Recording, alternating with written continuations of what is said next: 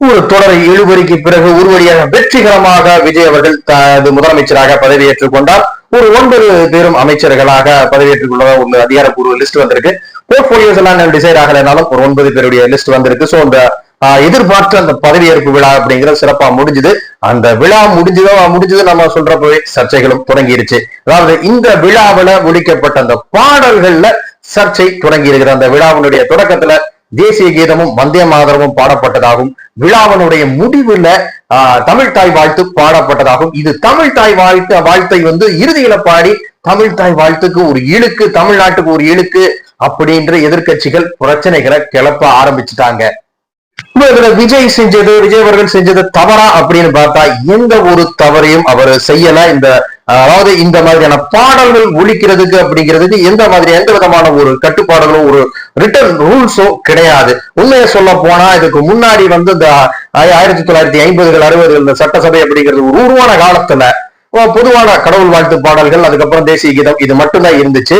திராவிட கட்சிகள் அதாவது திமுக ஆட்சிக்கு வந்ததுக்கு அப்புறம் தான் 1970 தான் இந்த தமிழ் தாய் வாழ்த்து அப்படிங்கிற இந்த நீராறும் கடல் உடுத்த அப்படிங்கிற பாடல் அதிகாரப்பூர்வமாக தமிழ் தாய் வாழ்த்தாக அங்கீகரிக்கப்படுது. அந்த பாடல் எல்லா அரசு நிகழ்ச்சிகளிலும் முதல்ல ஒழிக்கணும் அப்படின்னு சொல்லி ஒரு இதை கொண்டு வர்றாங்க. அதுக்கப்புறம் இறுதியில் இதனுடைய விழாவுடைய நிறைவாக தேசிய கீதம் ஒழிக்கப்படணும் அப்படிங்கிற ஒரு மரபை இந்த திராவிட கட்சிகள் கொண்டு வர்றாங்க. 2 திராவிட கட்சிகளுமே இந்த மரபை தான் ஃபாலோ பண்ணிட்டு இருந்திருக்காங்க.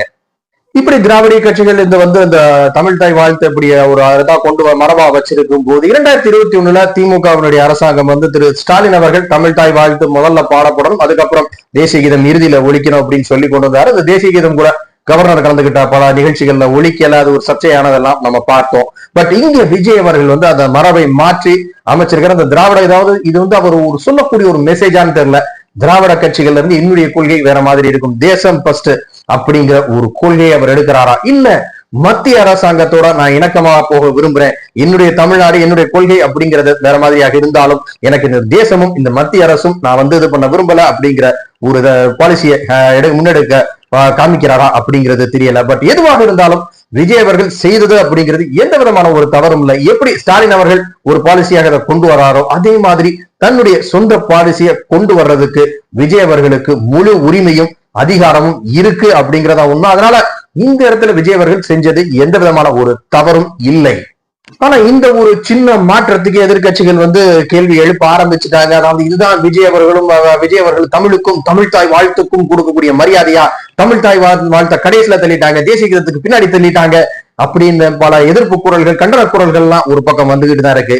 இந்த மாதிரியான சர்ச்சைகள் எல்லாம் ஒவ்வொரு விஷயமும் சர்ச்சை ஆகத்தான் செய்யும். இதையெல்லாம் கடந்துதான் விஜய் அவர்கள் வந்தாகணும். ஏன்னா நான் சொன்ன மாதிரி இது முழுக்க அவருடைய ஒரு கொள்கை, அவருடைய அரசாங்கம், அந்த அரசாங்கத்தினுடைய நிலைப்பாடு. எதிர்கட்சிகள் சொல்றதுக்காக அதை அவரை மாத்தணுங்கிற அவசியம் இல்லை. நான் இப்படித்தான் இருக்க போறேன், என்னுடைய அரசாங்கத்துல இது இப்படித்தான் இருக்கும் அப்படிங்கிற ஒரு தெளிவு, ஒரு நம்பிக்கை, ஒரு திடம் அவர்கிட்ட இருந்துச்சு அப்படின்னா கண்டிப்பாக அதை முன்னெடுத்துட்டு போலாம். இது தொடக்கத்துல இந்த மாதிரியான சின்ன விஷயங்கள் கூட பிரச்சனையாகும். நாளைக்கு பெரிய விஷயங்களுக்கு முட்டுக்கட்டை வரத்தான் செய்யும். இந்த சின்ன விஷயங்களை அவர் எவ்வளவு திடமாக எதிர்கொள்றாங்கிறத பொறுத்துதான் பெரிய விஷயங்களை அவரால் கடந்து வர முடியும் அப்படிங்கிற நம்பிக்கை நமக்கு ஏற்படும். அதுதான் இந்த பதவியேற்ற முதல் நாளே அவருக்கு சர்ச்சைகளும் தொடங்கிருச்சு, எதிர்ப்புகளும் தொடங்கிருச்சு. இதெல்லாம் எப்படி அவர் கடந்து வர போறாருன்னு பாக்குறதுக்கு தான் நாம காத்துக்கிட்டு இருக்கோம். இந்த பதிவு உங்களுக்கு பிடிச்சிருக்கும்னு நினைக்கிறேன். இந்த பதிவை பற்றி உங்களுடைய கருத்துக்களை கமெண்ட் பண்ணுங்க. இந்த பதிவு உங்களுக்கு பிடிச்சிருந்தா லைக் பண்ணுங்க, ஷேர் பண்ணுங்க, மறக்காம நம்ம சேனலை சப்ஸ்கிரைப் பண்ணிடுங்க. மீண்டும் இது போன்ற சுவையான ஒரு பதிவுல உங்களை சந்திக்கிறேன். அதுவரை உங்களிடமிருந்து விடைபெறுகிறேன். நன்றி, வணக்கம். தடம் பதிப்போம்.